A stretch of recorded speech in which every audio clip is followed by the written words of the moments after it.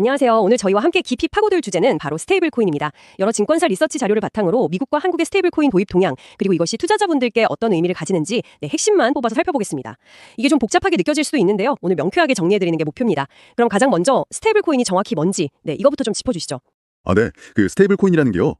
이름 그대로 가치가 좀 안정적인 그런 디지털 화폐예요.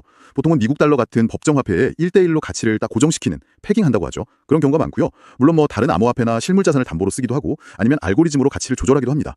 중요한 건 그 비트코인 같은 다른 코인들하고는 다르게 가격 변동성을 확 줄여서요. 안정적인 가치 저장 수단이나 교환 수단으로 쓰려는 거죠. 아, 달러의 가치를 고정한다? 흥미롭네요. 그렇다면 미국은 왜 이렇게 스테이블 코인 도입에 적극적인 걸까요? 네, 그게 두 가지 측면이 있는데요. 일단 표면적인 이유가 있고요. 좀 더 깊은 이유가 있습니다. 먼저 명시적인 거로는요. 스테이블 코인을 발행하려면 그만한 준비금이 필요하잖아요. 그걸 미국 국채로 사게끔 유도해서 국채의 새로운 수요처를 만들려는 계산이 하나 있습니다. 근데 이제 더 중요하게 보는 건 디지털 금융 시대에서 미국의 영향력을 키우려는 거죠. 달러 기반 스테이블 코인이 널리 쓰이면 자연스럽게 달러 패권이 디지털 영역까지 확장되는 거고요. 그리고 여기서 신유리지, 그러니까 화폐 발행 이익 같은 걸 얻으려는 거고, 또 글로벌 금융 리더십을 계속 가져가려는 그런 전략적인 의도가 있다고 봅니다. 이미 백악관 직속으로 워킹그룹도 활동했었고, 의회에서도 fit21이나 지니어스 액트 같은 법안 논의가 꽤 활발해요. 그리고 SEC나 CFTC 같은 규제기관 수장들의 변화 가능성, 이것도 좀 긍정적인 신호로 보고요. 근데 가장 결정적인 촉매제는 역시 규제 명확성입니다. 규제 명확성. 네, 스테이블 코인을 어떻게 만들고 운영해야 하는지 이 가이드라인이 딱 서면 좀 보수적인 기관 투자자들이 안심하고 시장에 들어올 수 있게 되는 거죠. 아, 규제가 명확해지면 정말 판이 커질 수도 있겠네요. 그럼 만약 스테이블 코인이 본격적으로 도입된다면 미래 금융 시스템은 어떻게 바뀔까요? 아마 가장 큰 변화는 결제 쪽, 특히 국경 간 송금 분야에서 나타날 겁니다. 지금은 중간에 여러 은행 거치면서 시간도 오래 걸리고 수수료도 꽤 비싸잖아요. 맞아요. 근데 스테이블 코인을 쓰면 이 과정이 정말 훨씬 빠르고 싸질 수 있거든요. 그리고 또 프로그래머블 머니라고 해서 프로그래밍이 가능한 돈, 이것도 기대가 돼요. 예를 들면 계약 조건이 딱 맞으면 자동으로 돈이 지급되는 스마트 계약 같은 거요. 이런 자동화된 금융 거래가 드러날 수 있죠. 오. 반면에 기존 카드사나 결제망 사업자들은 좀 힘들어질 수 있습니다. 수수료가 워낙 낮으니까요. 경쟁이 심해지거나 수익성이 나빠질 위험이 있죠. 금융의 모심이 정말 많이 달라질 수 있겠군요. 그럼 이와 관련해서 좀 주목해야 할 미국 기업들은 어디가 있을까요? 역시 대표적인 건 스테이블 코인 발행사들이죠.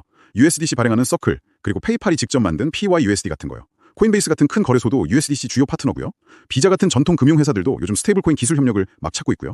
더 나아가면 월마트 같은 아주 큰 유통기업들, 이런 곳들도 결제 수수료 아끼려고 자체 도입을 검토할 수도 있습니다. 자, 그럼 이제 한국 상황으로 한번 넘어가 보죠. 한국은 왜 원화 기반 스테이블 코인을 발행하려고 할까요? 이건 미국하고는 좀 동기가 다를 것 같은데요. 네, 맞습니다. 한국은 좀 상황이 달라요.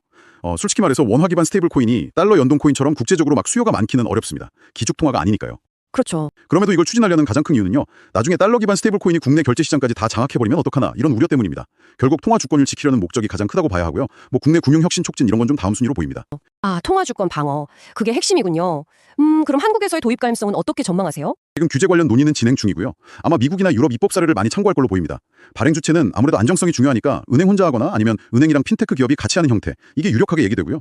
특히 일본이 은행 중심으로 허가해준 사례가 있거든요. 한국도 안정성을 제일 중요하게 생각할 테니 좀 비슷한 허가형 규제로 갈 가능성도 있어 보입니다. 그렇다면 한국에서 스테이블 코인이 도입된다면 어떤 기업들이 수혜를 볼 걸로 예상되고 또 그 기업들의 경쟁력은 뭐라고 보세요? 우선 카카오페이나 NHN KCP, 헥토파이낸셜 같은 기존 핀테크 피지사들, 이쪽이 주목받죠. 이 회사들은 이미 확보한 가맹점 네트워크나 사용자 기반이 엄청나잖아요. 이걸 활용해서 스테이블 코인 결제가 초기에 커지는 걸 이끌 수 있습니다. 낮은 수수료 기반으로 새로운 결제 생태계를 만들 잠재력이 큰 거죠. 또 카카오나 네이버 같은 큰 플랫폼 기업들, 여기는 자기들 서비스가 워낙 많으니까요. 페이, 커머스, 컨텐츠 이런 데다가 스테이블 코인을 깍 붙이면 시너지가 상당할 수 있습니다. 마지막으로요. 투자자 관점에서 꼭 짚어봐야 할 게 리스크일 텐데요. 스테이블 코인 관련 투자할 때 특별히 뭘 주의해야 할까요? 네, 크게 두 가지 관점에서 리스크를 봐야 합니다. 첫째는 스테이블 코인을 발행할 거라고 기대되는 기업에 투자하는 경우예요. 아직 관련 법이 명확하게 만들어진 게 아니잖아요. 이런 상황에서 그냥 테마로만 막 뜨는 기업들이 실제로 코인 발행까지 가서 성공적으로 운영할 수 있을지는 사실 좀 미지수입니다. 그렇겠네요. 설령 발행 허가를 받는다고 해도요. 그 준비금을 어떻게 굴려야 하는지에 대한 법적, 제도적 제약이 상당히 클 거예요. 마음대로 운영하기 어렵다는 거죠. 둘째는 결제 시스템 관련 기업 투자 관점인데요. 아까 말씀드렸듯이 스테이블 코인 결제는 수수료가 매우 낮을 가능성이 높습니다. 네, 이건 기존 카드사나 결제망 사업자들한테는 수익이 줄거나 시장 점유율 뺏기는 직접적인 위협이 될 수 있어요. 다만 이걸 또 기회로 삼아서요. 스테이블 코인을 활용한 새로운 결제 인프라나 플랫폼 생태계를 잘 만드는 기업, 이런 곳에는 오히려 새로운 성장 기회가 될 수도 있습니다. 네, 오늘 스테이블 코인의 현재와 미래, 그리고 투자 관점에서의 기회와 리스크까지 정말 심도 깊게 짚어주셔서 감사합니다. 딱 묶어서 안정성을 꾀하는 디지털 화폐고요. 미국은 달러 패권 강화나 새로운 수입원 확보 같은 이유로 한국은 다가올 변화 속에서 통화 주권을 지키려고 도입을 고려하고 있다. 이렇게 볼 수 있겠습니다.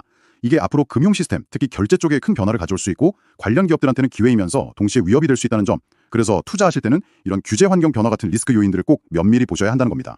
오늘 저희 분석에 기반이 된 리서치 보고서들은 2025년 6월에 발간된 자료들입니다. 시간이 조금 흐른 지금 투자자분들께서는 이 전망들에 대해 어떻게 생각하시나요? 앞으로 스테이블코인 시장이 보고서 예상대로 흘러갈지 아니면 또 다른 변수가 나타날지 여러분의 날카로운 통찰이 궁금합니다. 더 자세한 분석이나 최신 동향 업데이트가 필요하시다면 저희 유튜브 채널과 블로그 구독해주시는 것도 좋겠습니다. 오늘 심층 분석은 여기서 마치겠습니다. 감사합니다.